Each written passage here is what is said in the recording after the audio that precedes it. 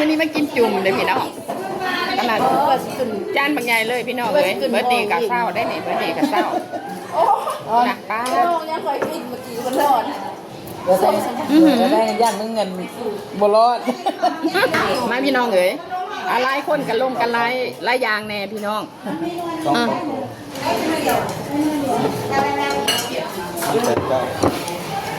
สังเกตค่าตังกล่องก่อยเด้อพี่น้องเอ้ย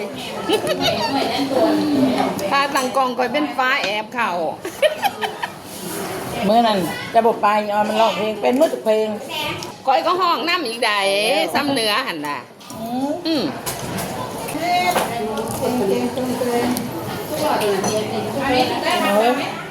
ได้พี่น้องมาเด้อ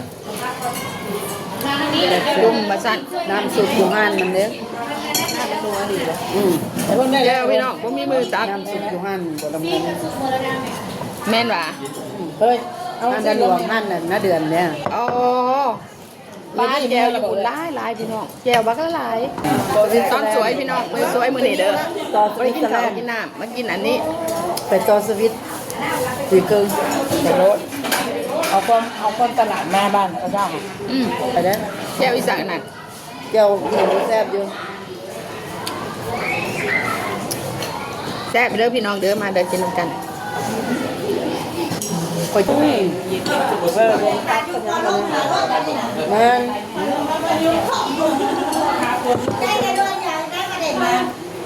อะไรแล้วหรือว่าเอาฝามาอัดบ่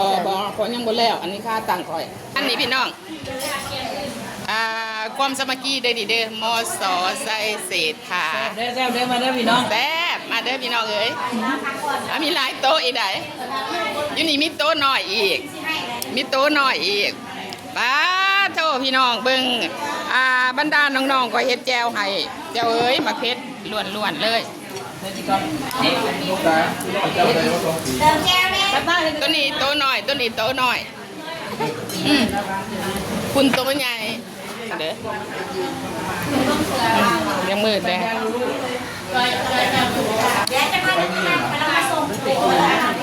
คุณกำนะ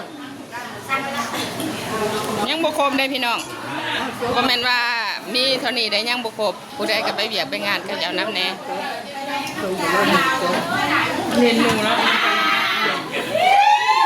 ป้ามวนแต่บรรดาลูกๆคอยป้าแสบผักโอ้แตงคอมเมนต์อันนั้นคอมเมนต์น้ำป้าโดยบ่แม่บ่ได้กินเบียร์เอาเบื่อต่ำน้ำลูกๆโดนแล้วนี่นะเดี๋ยวจะบ่นั่นบ่จะบ่ใส่น้ำป้าบ่ดูเอาจ้างบอกรอคอยว่ามันจ้างมันไม่ยิงก็ตั้งใจว่าสิไปเล่นน้ำยุแต่ละคนมันก็มวนได้มวนมาตายไปบ่ไปเสียใจแก่มาแล้วน้องเอ้ยเฮ้ยเลยแป้งอันนี้ซุกหรอวะผักบ่ผักเราไว้เด้อเราอันใดอีกโอ้ยมันมือวันที่10คือสิเราไหวโดนให้พี่น้องเอ้ยเราต่อยแล้วว่าน้ำในการในเราต่อเราในเฟซในยูทูบเลยกลางไล่สดโรเดอร์เวลาจะไปหักอีกหน่อยเวลาจะไปหักแผนกหาวะเราต่อยแล้วพี่น้องเอ้ย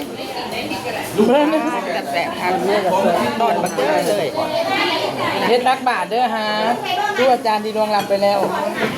เจ้าคือเป็นแม่วันเสาร์ที่เขายิ่งจะไปมือเทียนไหน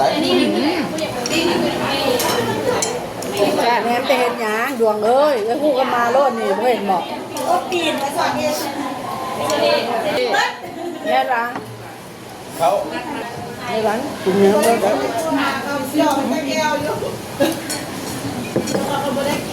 เด้ฟอร์เรสต์หมอใหญ่พวกพี่น้องเริ่มทำเลยป้า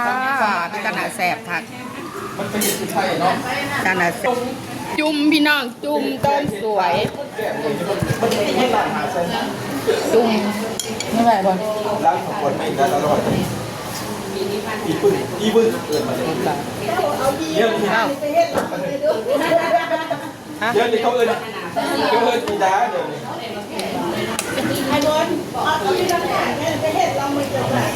ยาและแข่งขันก็แล้ว ปลาแต่แสบบ่พี่น้องอ่ะแต่แสบบ่พี่น้องตีนแล้วก็ตอนบักเยอะเลยได้ตีนตอนบักเยอะเลยคุณอ่าฮะ คือน้ำบอกคือน้ำบอกคือ ยูสตาร์ดี้เลย ฮะ โคตรพลัง มันคือตอนฟอนเนาะ ม่วนเด้อเพลงมาเปิดอีกเด้อ เด้อ เอาพี่น้องให้เบิ่งตอนนั้นก่อน เข้า